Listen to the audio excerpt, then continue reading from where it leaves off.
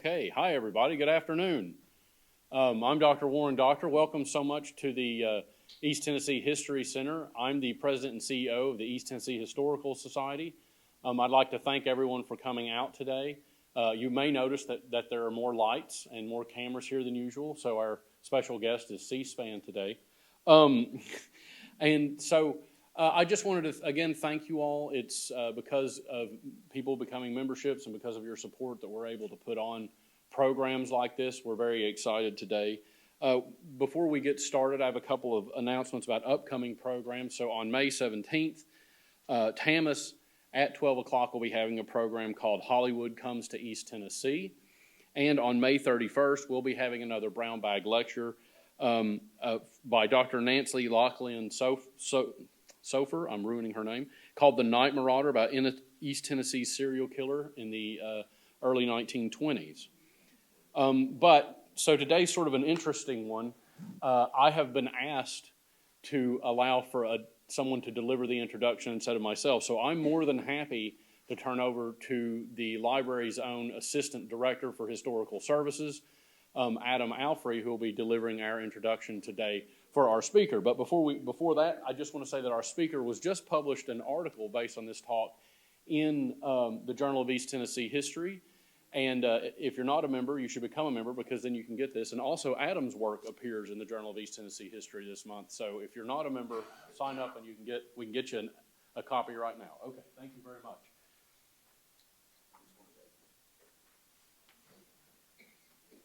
Thank you, Warren. It is truly an honor to introduce our speaker today. He was born in the Bluegrass State, but moved to the greenest state in the land of the free as soon as he could. And it was here at the University of Tennessee where he completed his PhD in history. And we know that Dr. Hardy is a man of good sense because he stayed. He is now an East Tennessean, and it's even rumored that he wears the color orange throughout the year, save basketball season. After all, no man is perfect. What Dr. Hardy continues to perfect, though, is his understanding of the past. He and I first met when he was working here for the East Tennessee Historical Society in the education department. And he, alongside Lisa Oakley, who's with us today, worked tirelessly to build a network of teachers throughout the region who understood the power of local history in the classroom. They also worked tirelessly to create a network of students, both in high school and middle school, who were competing at the highest levels in the National History Day competitions. Despite that workload, Dr. Hardy was always generous with his time with me in the curatorial department. He proved to be an invaluable resource on projects dealing with Abraham Lincoln, the sesquicentennial of the Civil War, and most recently, the Jim Crow era in Knoxville. And it was really during this time that we first started talking about the origins of baseball and how to recreate it in Knoxville. So I'm sure you're going to enjoy that today. Today, Dr. Hardy serves as an assistant professor of history and the Lincoln Scholar at Lincoln Memorial University, where he's also the executive director of the Abraham Lincoln Center for Leadership and Public Policy. Outside of that, you should know that Dr. Hardy cares deeply for his family. He's an avid lover of the mountains. He's a founding member of the Knoxville Holstons Vintage Baseball Club, and he has a strong predilection for chocolate milk, donuts, and Olive Garden in no particular order. You should also know he's a dogged researcher, the type that understands the power of place and the importance of individual stories to larger events. And in that vein, his forthcoming title is on the Knoxville's $1 Million Fire, which will be an interesting publication, one that I've encouraged him to retitle as One Hot Night in Knoxville. But enough about the future. Our topic at hand is a perfect mania, the origins of baseball in Knoxville. Please join me in welcoming my colleague and good friend, Dr. William Hardy.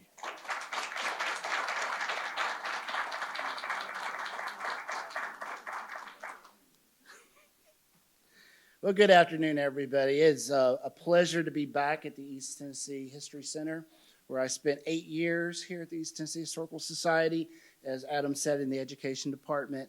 And this topic for today really comes full circle in this building because it was approximately 10 years ago when I was working on the second floor when Adam walked into my office with a baseball in his hand, set it down on my desk, and had this little sly grin all over his face. So, what's this? He said, this is what we're going to be doing next summer. I was like, oh, this is interesting. And Adam pitched the idea that he was starting a vintage baseball club. He had seen two clubs playing over in the Nashville area. And I was pretty excited because I always wanted to play baseball. I just, for a number of reasons, unfortunately, just never had the opportunity to play any baseball as a young man. And so I was excited, and I said, this is great. I'll get to play baseball. And Adam said, well, not exactly. I said, what do you mean? And he said, I was thinking about, rather than playing baseball in your role, you would be what we call the arbiter in vintage baseball, the umpire. And I mean, all the excitement drained from my face. All the being able to live my childhood fantasies was gone in a heartbeat. And you know, no fault at Adam was right, and thought that'd be perfect to be the umpire, because in the vintage baseball game, their role is to explain the rules of the 1864 game that we play, and to also offer any context. And I can do that on the Civil War era. But I said, no, Adam, you're going to play baseball. I want to play baseball. Come on, Captain. Put me in. I'm ready to play. And there was 4 reasons I was excited to play vintage baseball. 1, obviously, getting to play baseball. Number 2, well, I needed the exercise badly. Number 3, it would be a great opportunity for my kids to see their old man play ball, and maybe occasionally not make a fool of himself and do something that looked like a bit of athletic prowess in the garden. And number 4, I knew instantly there was a possibility of publication opportunities. Being a Civil War scholar, I knew that there had been a wealth of knowledge on baseball, but the amateur game in the South, post-Civil War, even pre-Civil War, hadn't been thoroughly explored by historians. Now, I know that there are articles out there by baseball historians working with the Society, the SABR, the Society of Baseball, I'm going to butcher this, Mark? Society of American Baseball Research. Thank you, Dr. Feller. And I know that they've done some studies, but there's nothing been really extensive on post-Civil War baseball, and especially in Knoxville. I was excited to see, to dig into that story. And Adam had already done a little bit of brief history about the 2 teams that were going to be playing, the Knoxville Holstons, which was a team that existed in 1867, and the Drytown Boys of Harriman, Tennessee, which I believe existed a little bit later in the 1870s, if I recall correctly. So this was a really exciting opportunity to play the game and to do the research and hopefully produce something. It just took 10 years to do it. A lot on my plate. And that's what I'm going to talk about today. Excited to share the product of that 10 years of research into baseball history. Now, first, I'm going to talk about the gentleman's game, the sort of amateur era baseball. And baseball was founded in the antebellum urban American environment and was constituted a sporting fraternity that emerged in mid-19th century America. It's middle to upper middle class culture, a culture that emphasized clean sport and exercise to improve one's health, character, and morality. The sport of baseball for these early amateur baseballists served as a vehicle to improve one's physical and spiritual well-being while providing masculine camaraderie, sociability, and entertainment. These early baseball clubs sought white gentlemen members, respectable young men of good position and good character, often those connected with various mercantile and banking houses, and a sprinkling of other professional occupations such as lawyers, doctors, real estate agents, etc., etc. Now, the game of baseball took many forms, but the game that becomes the national pastime about the time of the American Civil War was the New York game, which happened in Brooklyn, New York. And this game, born in really the mid-1850s, as rules were laid down and stipulations behind the game. Now, as several of these New York baseballists would eventually leave Gotham for new beginnings to the north, to the south, mostly to the west, they took the New York game with them and organized baseball clubs. And that's how this game became a national game in short order. If you look on this slide right here, before the American Civil War, baseball has spread across this continent and is out on the West Coast as early as 1858. But importantly, for what's coming, and I'll discuss, is that baseball existed in the South pre-Civil War. You can find it in Louisville, Kentucky. You can find it in Macon and Augusta, Georgia, Galveston and Houston, Texas, New Orleans. It was all across the South and in Memphis and Nashville, Tennessee. So it did exist before the 1860s. It was not, as often has been told, a sport that came to the South as a product of the American Civil War and appeared when Southern soldiers saw the game being played in their prison of war camps or elsewhere, maybe on the battlefield during a sort of a period in which there was no fighting, in which baseball was played. Now, baseball's growth was not halted by the American Civil War. It was only temporarily slowed. Yes, fewer games were played, and many baseballists joined the war, fighting for both Union and Confederate forces.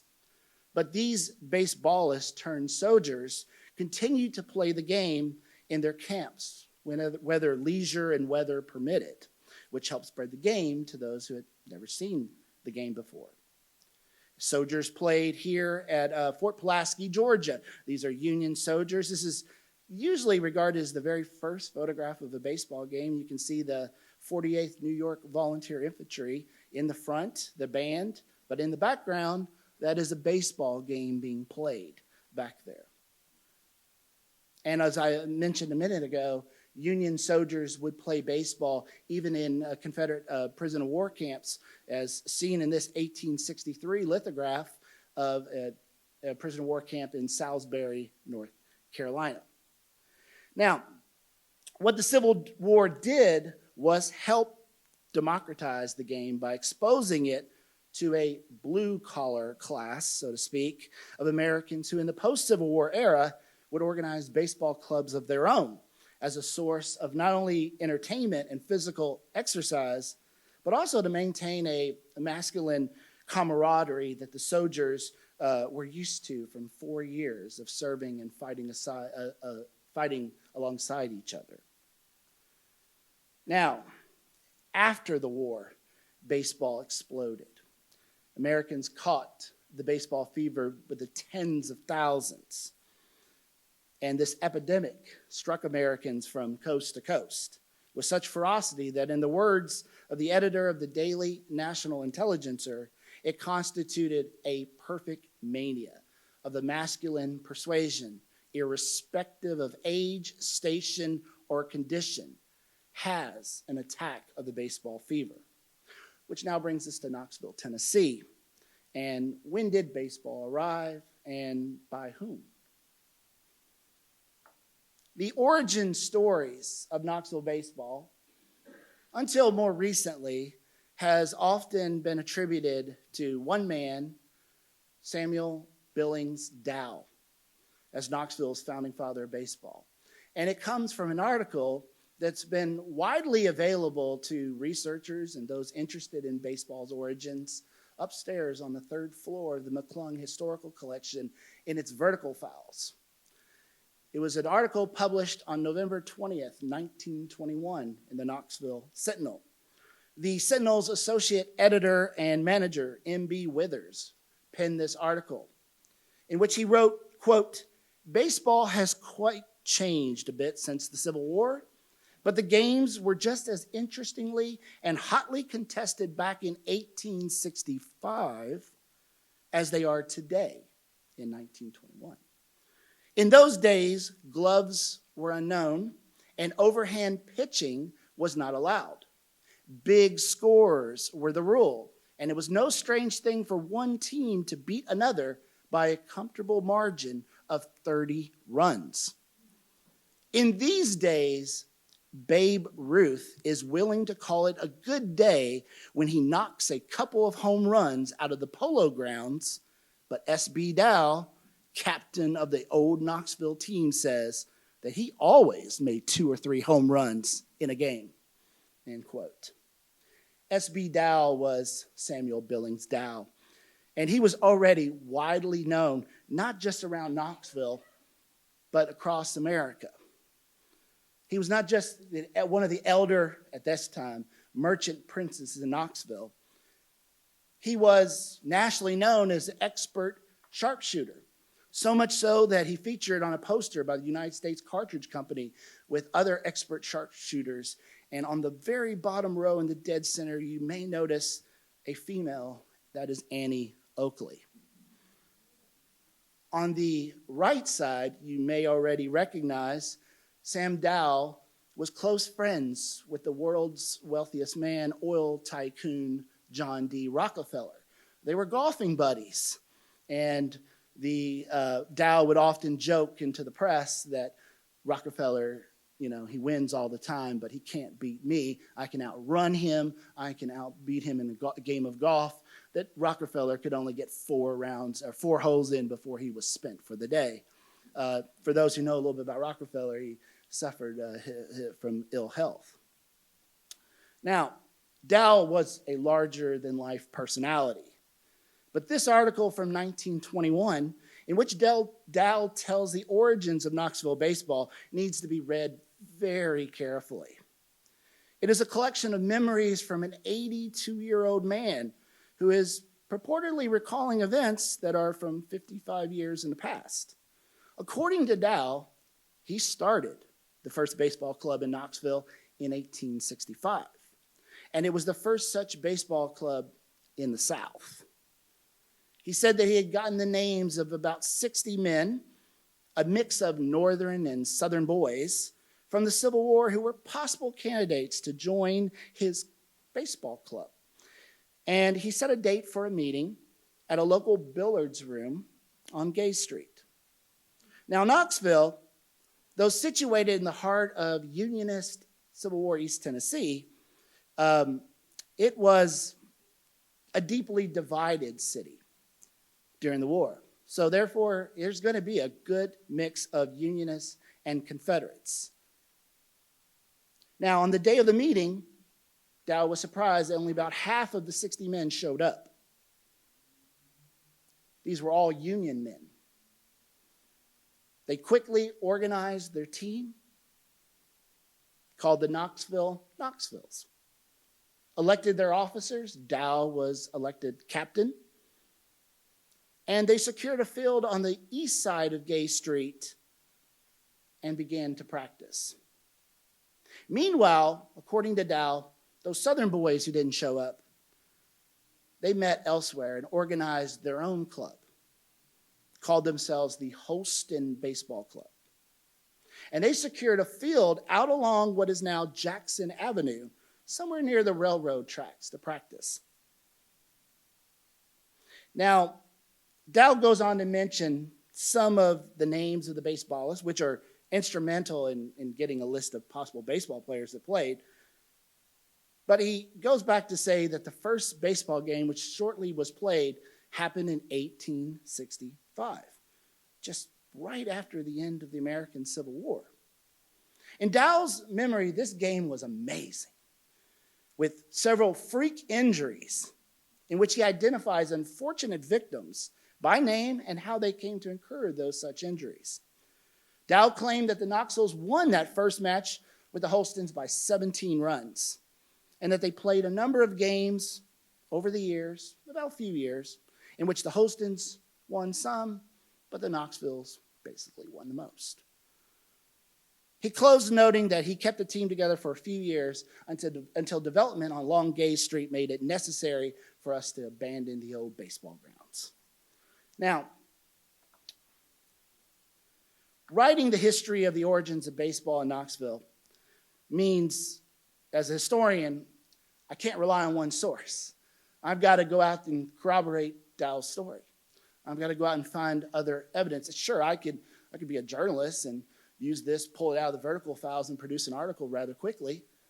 But as a historian, my name goes on to this publication, now in the Journal of East Tennessee History, which I'm very proud of. And I've got to be able to show my evidence for this story. And up till now, there have been few historians to even delve into this topic. And they must be acknowledged because as a good historian, we stand on the shoulders of those who come before us. And I must first say, a debt and honor is to the late Ron Allen, who was a local historian who did considerable research, I imagine, up on the third floor in the microfilm room, going through newspapers, and he compiled a list of books, a number of books on various topics on Knoxville history, and which is a wonderful vehicle into any certain topic, having go straight to the source and found where he found these accounts. He writes about Dow. It talks about this 1921 article, and he acknowledges, he says 1865, but I can't find anything in the newspapers, not till at least 1867. The second person I must acknowledge is Adam Alfrey, who, when he was doing his history of the first two baseball teams in our vintage baseball league on the Holstons and the Drytown Boys of Harriman, he produced his research and gave a presentation here in 2014, I believe, in the summer of 2014, in which he was the first to really push back on the 1865 date and say there's just no evidence for 1865. It's 1867, and here's the newspaper articles. And Adam was able to produce a variety of newspaper articles from 1867 with reports of these freak injuries that occurred during that so-called first baseball game that Dow mentioned. And they occurred over multiple games. The third person I must acknowledge is Mark Aubrey, who is a fascinating researcher. Actually, he's an unpaid researcher, I think. He often will send me messages at midnight for a project that should have been finished by now, the fire book that Adam mentioned. Mark has been one of these great friends that I have met through playing vintage baseball, and has been a source he's been a wonderful source to help me in my research. And he has produced, he has several blogs on Knoxville baseball history. I think it's called Ode Knoxville Baseball. He's done some groundbreaking work on African-American baseball, the Negro Leagues here in Knoxville, Appalachian Leagues, featured on WBIR recently, and produces research for Sabre. I stand on their shoulders and launched this project in which I had to go out and find a number of sources to be able to tell a much more complete story. Those sources include, well, the newspaper articles, thanks to like Ron Allen and who had found these articles, with box scores, which will produce names, often last names only. Adam found a listing of eligible bachelors in Knoxville in 1867. And under this list of bachelors, they give descriptions of them and list anyone who was playing baseball. These were baseball players. That gave me additional names, and in some cases, first names to last names. I could not tell who is this person. I mean, you get a name like a Smith, I've got a problem. How can I figure out who this Smith is? So those eligible bachelor ads were a help. Census records, city directories, to be able to figure out who these people were, their occupations, their net worth. Photographs, maps, to be able to discover where they played baseball. And as a Tapophile, I love going to cemeteries. Cemetery visits have provided me additional information, like military rank that I did not know, and then I could add this is another baseball player who played in the military. Now, Samuel B. Dow. His article, for the most part, pretty good, but he exaggerates a little bit about his athletic prowess, and the dates are, as Adam correctly argued were a little bit off. And go figure, 1865, it begins in the spring of 1865. The Civil War is still going on. Knoxville is a disaster. This city, badly divided, fought over, occupied by both armies, maybe only unoccupied for a few days in 4 years of war. How could they be playing baseball? A lot of these names on this list weren't even here in 1865. One good thing came out of Adam's talk, well, many things, but while Adam spoke in 2014, a descendant of Dow came and attended the talk and had given him his information. And Adam mentioned in passing that this descendant had been there and he had given him his personal information and said he had some stuff. And so when I finally got the nudge from the journal editor to get this article done, I contacted Adam. He gave me the information, and I was like, wow, this has been like quite a number of years. I'll try this email. And lo and behold, I got a response within a few hours of sending that email and found him over in North Carolina. And he said, I got some stuff in my basement. I said, I'll go. This is the COVID summer of 2020. I was ready to get out. I took precautions, but I went over to his house right off of Lake Norman. It's beautiful. And he took me down into his basement. That might be a little weird, but hey, cool things can be found in basements for historians. And when I went down, he had this workbench and cases, books, documents all across the desk, cases of stuff for two prominent Knoxville families. I'm working on him getting that collection to McClung. I'm trying. There is a wealth of information in there.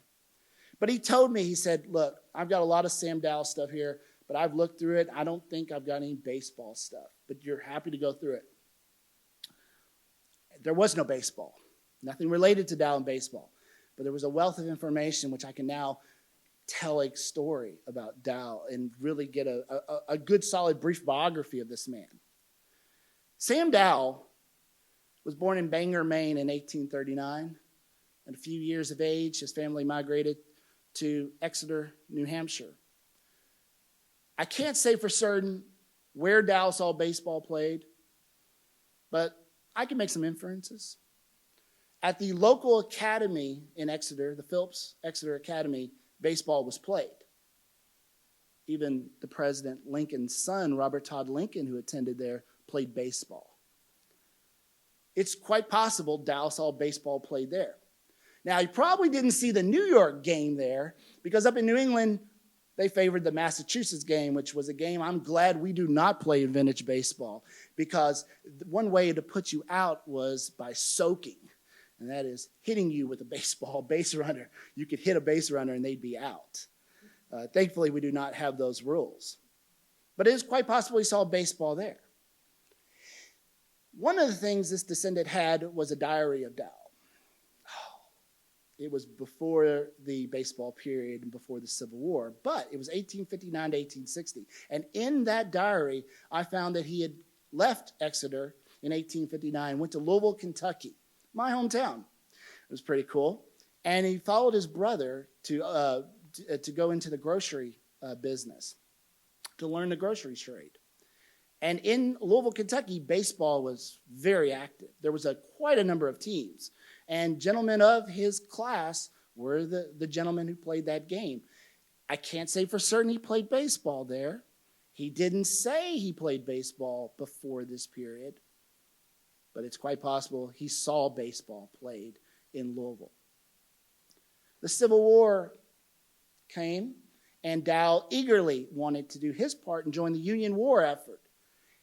He was in Kentucky, which was neutral, so he crossed the Ohio River, made his way up to Indianapolis to see the governor of Indiana and asked, I will raise a regiment to do our part in Indiana, meeting the President Lincoln's quota to 75,000 troops to be raised across the country to put down the rebellion. The governor said, I thank you, Mr. Dow, but we've got enough troops. We've met the quota. Dow said, okay. He returned back to Louisville, Kentucky, and then soon thereafter joined the 2nd Kentucky Cavalry just across the Ohio River, actually in Jeffersonville, Indiana. That's where they formed the 2nd Kentucky Cavalry, not inside Kentucky's state border. His Civil War didn't last long. He was at the Battle of Shiloh. He got illness so severely, he had to go back home to Exeter, New Hampshire to recover with his parents. Once he recovered, he got a desk job basically with the United States government and the Revenue Service. He found his way to Knoxville, Tennessee in 1864, shortly after Ambrose Burnside had liberated this city in the fall of 1863. It is there in Knoxville he laid down his roots, got into the grocery business, and he made fast friends in the masonry. And he gathered up a network of gentlemen just like himself. Now,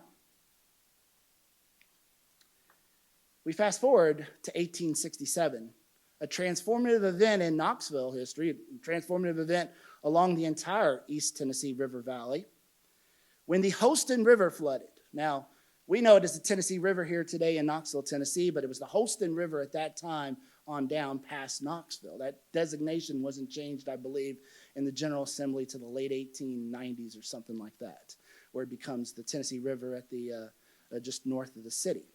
Here's an image of the flood of 1867.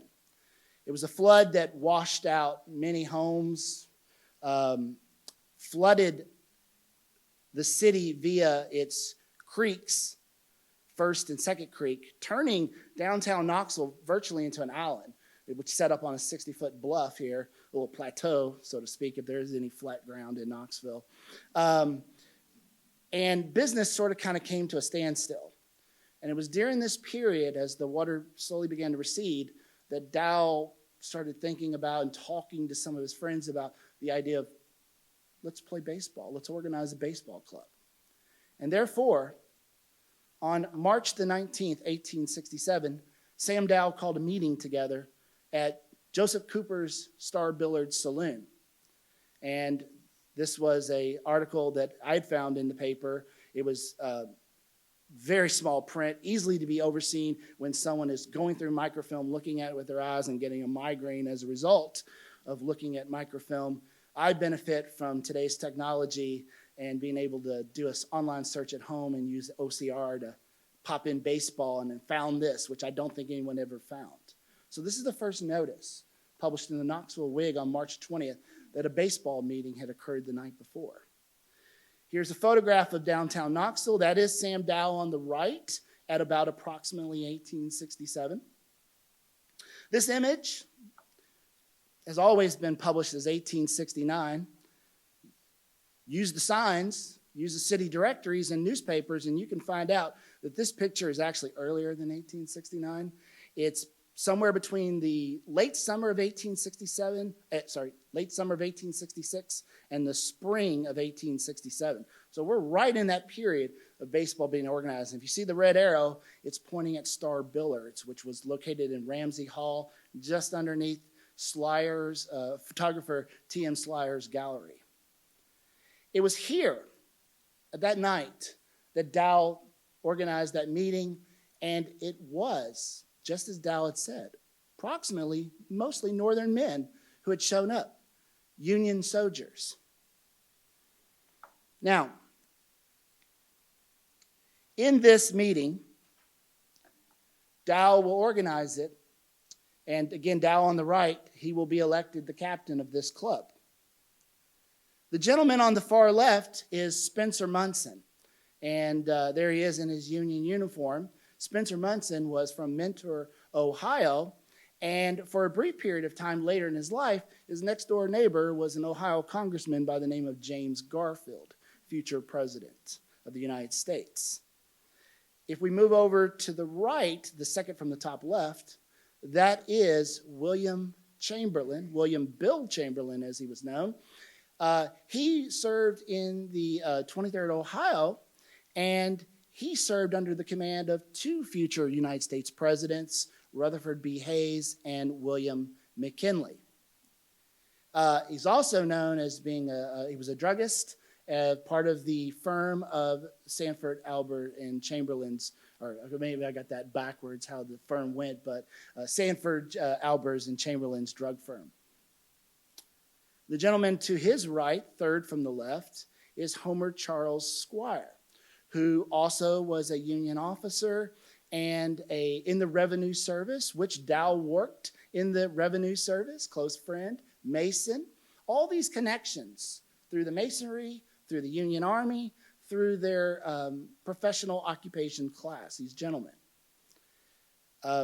Lower left, that is Luther Stephen Trowbridge, a brigadier general in the United States Army, the highest ranking officer among any of the baseballists, but there's a common theme. These are officers.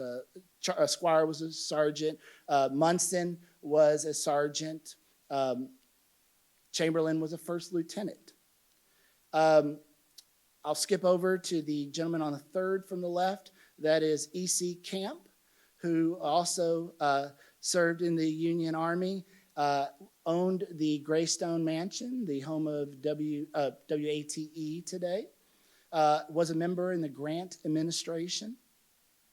Another connection, Republicans. All of these Unionists who were Republicans, highly supportive, unconditional Unionists, I should go ahead and say, who supported Abraham Lincoln's policies, not just preservation of the Union, but also emancipation. The outlier in this group is a gentleman on the far right, on the bottom, underneath Dow. That is John W. Paxton, who was a Mason and the lone Confederate on this team. He was the captain of the 19th Tennessee, the Paxton Grays, as they were known. And sort of when Dow says this is a clear distinction between Union and Confederates, he sort of neglects one of his closest friends here, who is a Confederate. But for the most part, these are Union soldiers. Unconditional Unionists will be the future Republican leaders of Knoxville, Tennessee. They chose a baseball ground. Now, this, Dow would say in his 1921 article, this was at that time the present location of Woodruff's store on Gay Street, what is today the 400th block of Gay Street. Finding a vacant land in Knoxville was tough. In the business district, the only area left was today's 400th and 300 blocks of Gay Street. The problem was the land was a dump. Knoxvillians dumped their trash there. It was overgrown, had Jimson weeds and everything on this area, and the McClungs owned it. And the McClungs were eager to sell it to begin further development, and the city would march forward its business district further north to the railroad. And Dow and his close friend Charles Seymour, a lawyer, real estate agent, and close personal friend of the McClungs, went to the McClung family, the Charles McClung and Frank McClung, the two eldest in this family, and they were the grandchildren of Charles McClung, who basically laid out Knoxville, Tennessee, and hence they got a lot of land as a result of that. When they laid out the city in 1791, they got their blessing to play baseball, that they would clear that land for a baseball ground to play. But the McClungs made one condition. They said, when we're ready to sell this, we're gonna sell this property, and you'll have to find somewhere else. That's fine. And so Dow's and Knoxville's went quickly together to clear this land and prepare it for baseball. What about the other gentlemen, the so-called Southern gentlemen that Dow mentioned who didn't show up? There was a group of men who did not show up, who didn't want to play with Dow's Knoxville's team. These men organized their own baseball club, called themselves the Holston Baseball Club. I gather they got the name possibly thinking about the flood that had just recently happened of the Holston River. That's just my inference there. And they put together a club. Now, they chose as their captain Robert Armstrong, and his brother Frank Armstrong played. And what's interesting about this team is, whereas the Knoxvilles are mostly Union men, mostly from the north, gentlemen who had come into the city at the end of the American Civil War. I should go ahead and say, not carpetbaggers. that mythology of the lost cause, of carpetbagging Northern Yankees coming in, exploiting the natural resources of the South. Here in Knoxville, they were welcomed. You know, they looked fondly on Knoxville. They had served here. If you read their letters, they talk about East Tennessee being the most beautiful land they've ever seen, and East Tennessee women being the most beautiful women on God's green earth.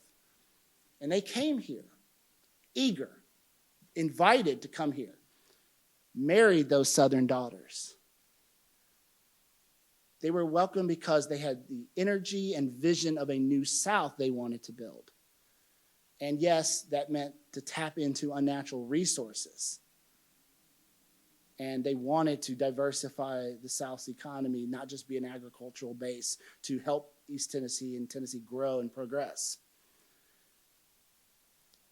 They don't fit the carpetbagging mythology, the myth, because one thing they did recognize, a smart thing was marrying Southern daughters here, but also they didn't bring a radical social agenda. They did support emancipation, but these were more moderate Republicans who didn't necessarily advocate for greater civil and political rights for African Americans.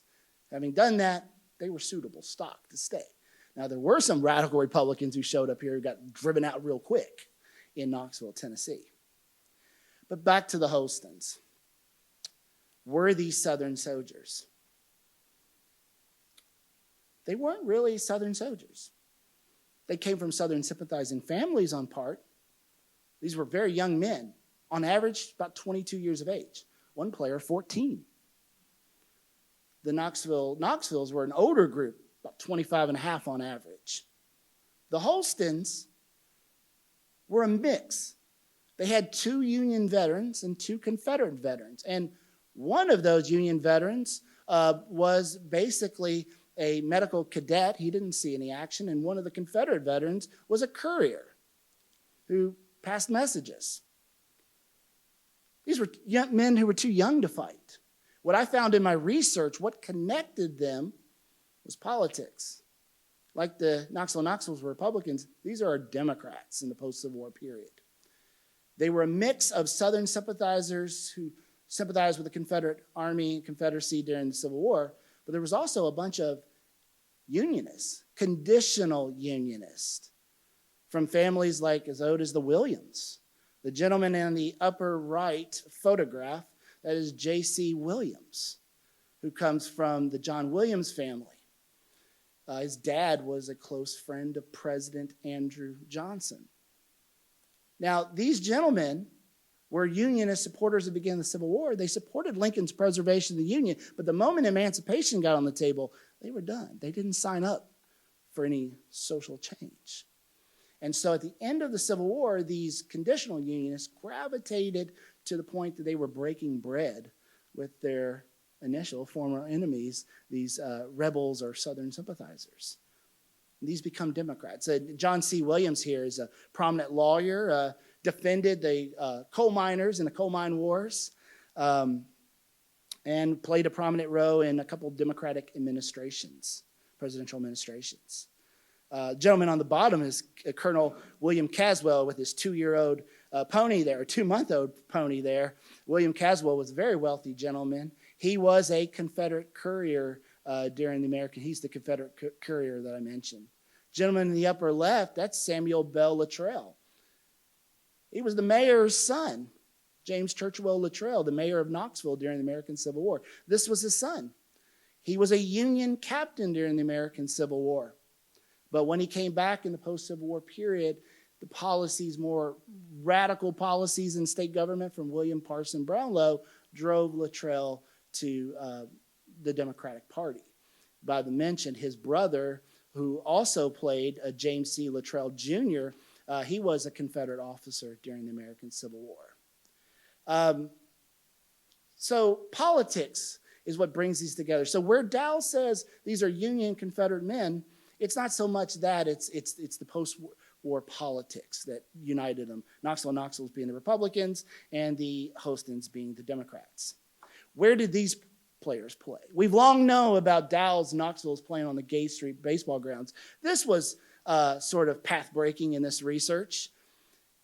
There had been mention that they played along where Jackson Avenue now is around the railroads. Now, I can't say for certain exactly where the Holstons played, but there was an 1895 article that I found that mentioned Cripple Creek. That is First Creek. Cripple Creek gets its name according to, I believe I saw an article from Lucy Templeton many, many moons ago, who said it had to do with the bend in the creek. It's why they called it Cripple Creek. It was an area prone to flooding, and it had flooded significantly. And looking at the maps at this period of 1867, and looking at the maps trying to find vacant land, the best guess I can get is where I've sort of placed that sort of burgundy-looking baseball in a vacant area. And First Creek has changed its path since then, since this 1867 map. But what's interesting is where they played. It is quite possible they played on the very ground where Randy Boyd today is building the Smokies, I guess will be the Knicks Smokies Stadium. That is an interesting connection of Knoxville's baseball past, bringing it back into the urban environment and linking it with baseball today. So that was an interesting find. Now, again, I can't say exactly there, but they say it's along the creek, so they will be possibly playing baseball on the very ground that the Knoxville Holstons played baseball in 1867. Now, to wrap this up, I'm going to talk about some baseball, some of the stories of the early baseball games. We know that the first baseball game, based on newspaper, what's available research, is May the 4th, 1867. Reported here on May 8th, 1867 in the Knoxville Whig. Now, these early games, we get just little snippets. They're through the Knoxville Whig. This is Parson Brownlow's paper. He's more interested in political affairs. Baseball's a novelty. This is interesting. And my gosh, who are these guys who want to be idle and lazy on the weekends when they should be in church playing baseball? And so there's little information, but what we do get is during that first game in 1867, it was attended by hundreds of spectators, both men and women. And women play a part as spectators in this game. And it was believed by women being on the ball field that they would calm the men and that they would not get out of hand, not get overly competitive, and remember that they are gentlemen first and foremost. During that game, a brass band led the procession of these two teams, the Knoxville Knoxvilles and the Holstons, to the Knoxville baseball grounds. And it is said by Dow that they won that first game by 17. I can't confirm it from another source, but it does hold true that the Knoxvilles prevailed in that first game. An immediate challenge was issued the next week for a game, and that game the Holstons won in the second match. Now, what I have found through the records, only 4 games that the Holstons and the Knoxvilles played. And Dow said they won most. The Holstons won some. My research shows the Knoxvilles won just that first game. The Holstons got better and better with each game and stomped the Knoxvilles in the city championship in November 1867 by a score of 90-25. I'm sure of those 25, Dow got 2 or 3 home runs.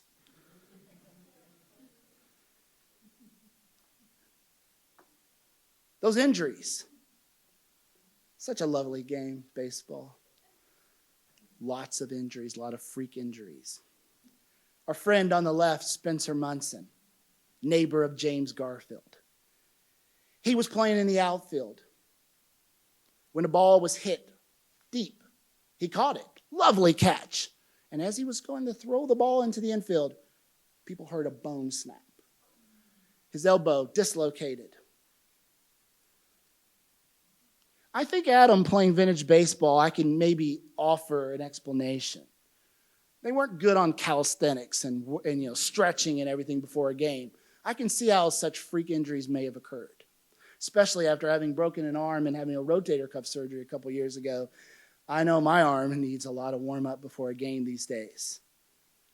The 2 figures in the center and the right, William Chamberlain and Samuel Bell Luttrell. In another game, Bill Chamberlain for the Knoxville steps up to the plate, hits a massive shot out to the outfield. Samuel Bell Luttrell, the mayor's son, gets under it.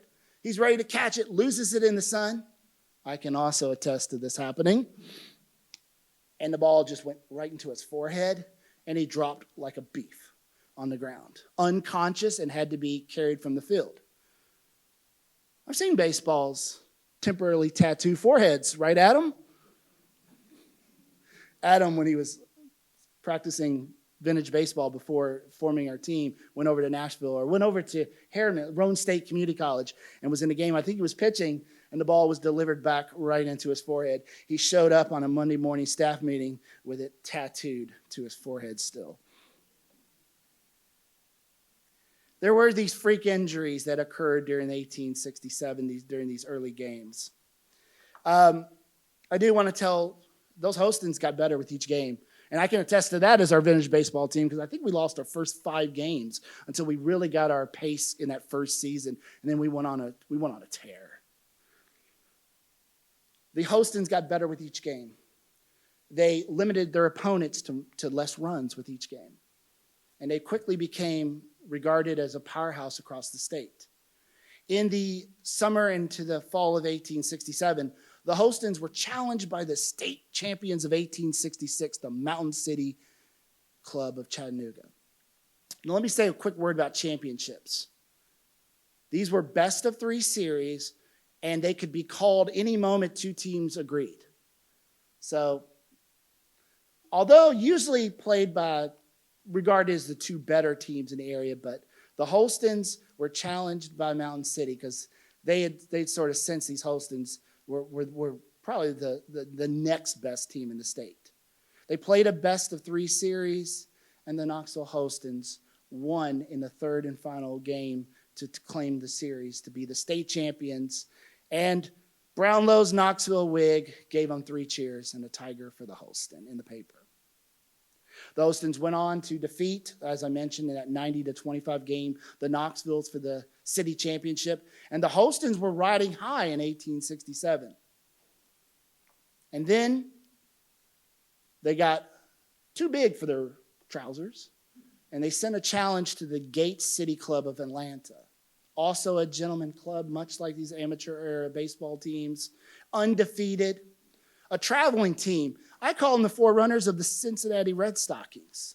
Although the Cincinnati Red Stockings become professional, these are sort of that last hurrah of amateur great teams. And the Gate City Club said, we'll come up to Knoxville to play you guys. Thanksgiving Day. Newspaper man Colonel John Fleming, a baseball booster. Newspapers are very important for boosting the game. Said the reputation of the city is at stake. On Thanksgiving Day, this game's going to play, and we expect a game, exciting game. We are not saying the proper way to pay respects to the national holiday is to play baseball, but if the boys think so, let them thus give thanks. This game was a fiercely fought contest, back and forth, inning to inning. Reports are betting was occurring during the game, showing this game was evolving rather quickly in Knoxville to adopt some more unseemly characteristics of the game that was developing elsewhere across the nation. In the last inning, the Hostons had the Gate City. They just had to hold them off for the bottom of the 9th. And the Gate City Club went on a run and won the game. What happened next is a source of contention between the people of Knoxville, Tennessee, and Atlanta, Georgia. In Knoxville, Tennessee, they reported it was a wonderful affair after the game. A huge banquet was put on by Knoxville. Judge Baxter's daughter, Julia Baxter, made a beautiful cake for the Gate City Club, and they were happy with the festivities. And big events like this were part of the after party for these games, where these gentlemen came together and drank alcohol and had a lot of great desserts, they would report. Knoxville says it was a wonderful event, and the Gate City Club went on happy. But a few days later in Atlanta, one of the Gate City Club members publicly denounced the Knoxville Hostons as unseemly gentlemen who were bruised and battered after this game and hurt feelings, and that they had insulted them during this festivity.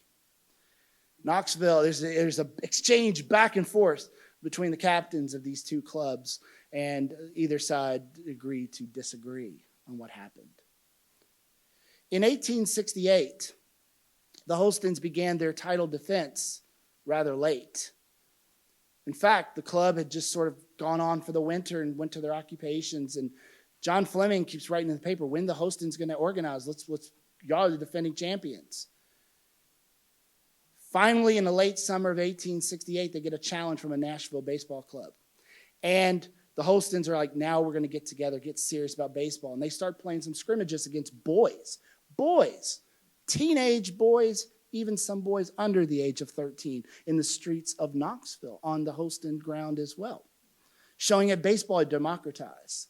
Quickly, people of all ages were playing, and white and black. There was already 3 black baseball teams in this area. But in these matches, the young boys beat the Holstons bad. And John Fleming was livid. He wrote in one of these, after this, the Holstons had better hang their bats on a willow tree, and if they feel that they must have exercise, they could probably find some kind-hearted farmer who will give them a job at husking corn and pay them with the shucks, which will be more than their services are worth. If they are no better than that at playing ball, we will let them advertise for a job at half price. We will also like to help the afflicted, downtrodden, and oppressed when our power to do so. Fleming could be biting in his language, and he took shots at Sam Dowell's Knoxville's all the time in the paper. The Holstons finally got their act together and played the Nashville club in the 1868 state championship. But in the best of 3, the Holstons were defeated by the Nashville club. And shortly after that, the Holston club disbanded. There are reports of another Holston club in the 1870s playing, but it's not the same team anymore. This team disbanded. The Knoxville stayed together for one more year. One last game on the Gay Street baseball grounds in 1869. Told by Herbert Hall, recollecting on this event, this 1869 game. It was the bottom of the 9th. The Knoxvilles were down by 1 run to their rival, the Greenville City College Club. Runner was on first. The tying run, Sam Dowell comes to the plate. The pitcher throws the first 3 pitches to the wide of the plate. Dowell is convinced, this guy is intimidated by me. He's going to throw it wide again. I'm going to step into the box and I'm going to get that ball. And on that pitch, it was low, but Dowell got the end of his bat on it. And wouldn't you know? Home run. He reported that ball rolled all the way down almost to the railroad tracks. It's a long ball. But by the time they got the ball back in, Dowell had circled the bases and won the game. And that would be one of the last matches played on the Gay Street baseball grounds. Because shortly thereafter, offers were being made and the McClungs were selling lots on that property. Over in the far left, you can see the first few buildings being built on what was the Gay Street baseball grounds. And that building on the very edge, the kind of third building from the far left, was the Sanford, Chamberlain, and Albers drugstore. To put a twist on the Joni Mitchell 1970 hit song, they paved paradise and put up a bunch of 3- and 4-story brick warehouses. Thank you.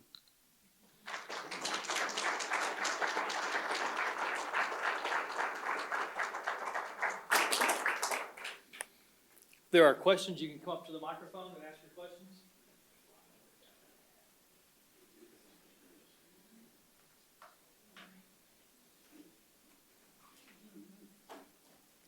Nice shirt. Thank you. I thought it was appropriate for the occasion. Indeed. So, as one researcher to another, good job. I'm wondering if you've run into a pitcher by the name of Rufus Oliver Moore. He was playing a little bit later, probably the 1880s, 1890s. The question is, have I run into a pitcher, Rufus Oliver Moore? Went by Ollie or All? Went by either Ollie or Al. Pitching in maybe the 80s? 1880s and 90s. In 1880s and 90s. I have not.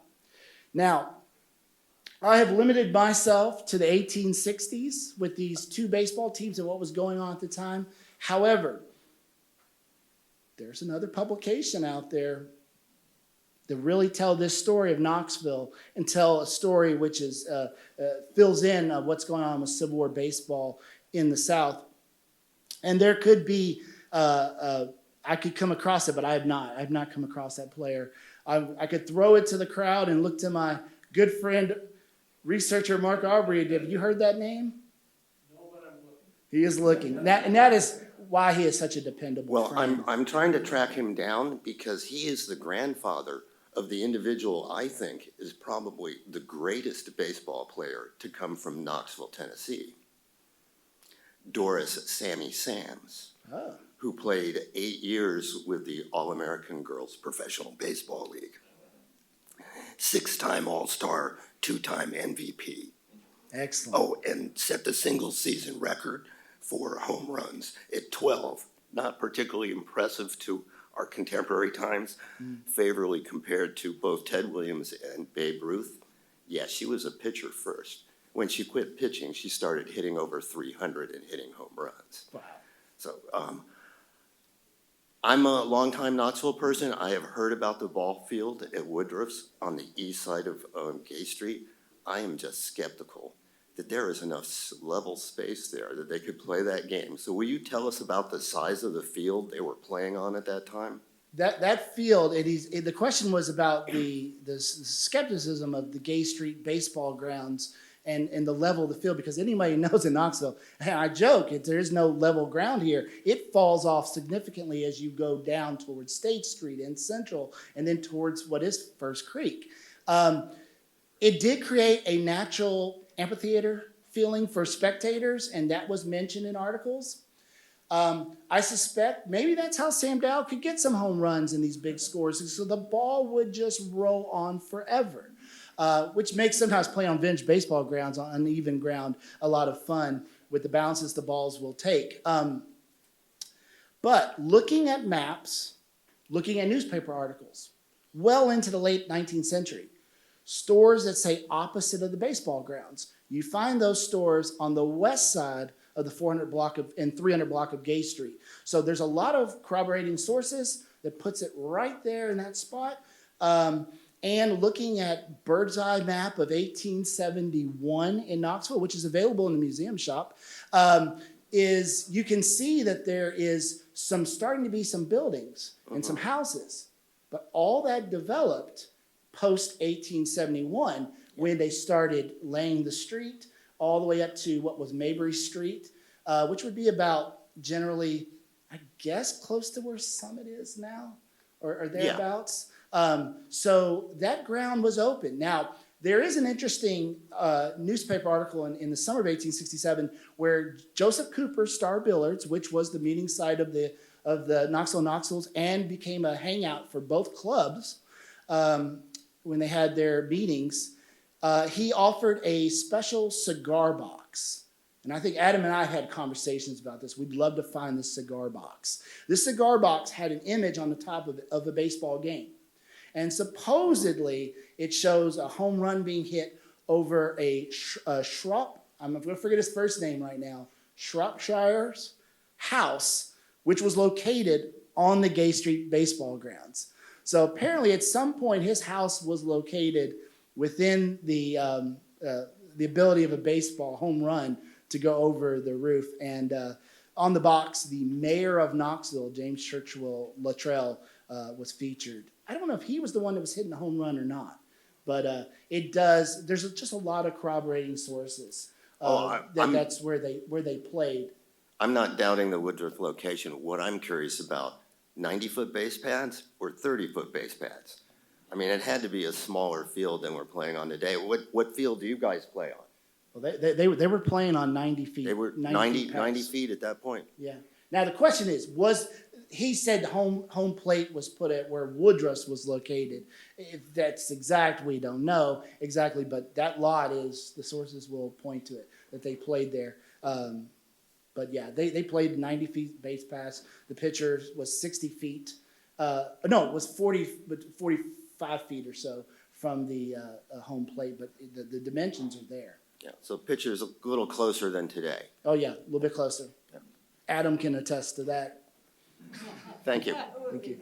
I can attest too. I mean, I played pitcher in our last game, and I think about 6 balls ended up pelting me, but I put my body on the line to stop the ball.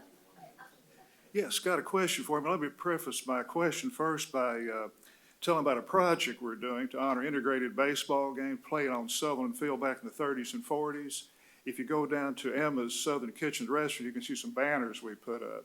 In your research, was there an opportunity for any black athletes to play in those games at that time? A very great question, and this is in my article. The question is, in any of these early games, was there any opportunities for African American baseballists to play? They appealed to play. There was at least 3 teams in the area, and in the 1867 city championship, played in November of 1867, they appealed to play, and they were rejected. So the game that these gentlemen played was a very segregated game. Yeah, among these gentlemen. What my research has found, it brought the Pond Gap neighborhood together. It was common on a Sunday afternoon to see black and white families share at a picnic lunch and watch very diverse games being played and everything. But I appreciate your efforts. Thank you so much. Thank you, sir.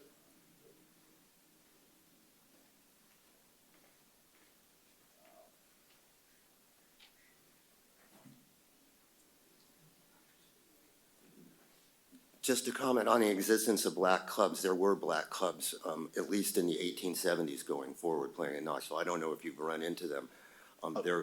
There was one club that I know we're still trying to figure out who they were and where they were playing. Their manager player was Joseph A. Mabry, a colored man, not the man from the Hazen House. But I know Patrick's been trying to track him down for some time. They were playing as early as 1871. Yeah, and to mention there about African American teams playing in the 1870s and Mabry, and one of the images I had up here, I didn't mention, Asa Hazen, attributed to that family, was a very star player for the Holstons. But I will say this, one thing I want to add about women. Women are playing baseball at this time as well. But the first report that I have found, and I've done a little bit digging outside of the 1860s, is there was an article in 1884 where a women's baseball club wanted to come to Knoxville, and they were asking, would there be anybody to play us? And unfortunately, no one would agree to play them. But, it just is, I cannot figure out where they were located. The article doesn't say if they were a Tennessee team. I would love to know that information. But that women also were actively playing baseball. Someone online asked about where they could experience a vintage baseball game if they wanted to see one. The question is, where can someone experience a vintage baseball game? We play as part of the Tennessee Association of Vintage Baseball. And as members of the Knoxville Holston Club, and there is another team, the Emmett Machinists, who were a team that also played in 1867, which further democratizes the game because these were machinists and laborers that worked along the railroad lines that played the Holstons. In 1867 on July 4th, Independence Day. You can watch these games out at the historic Ramsey House. One of the things about Tennessee Association of Baseball is when education is an important core part of our mission, and important part is playing at historic sites.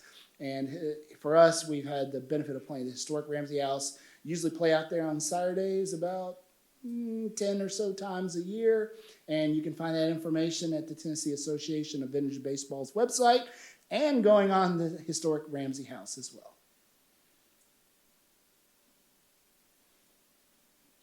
All right. Thank you all so much for attending this day.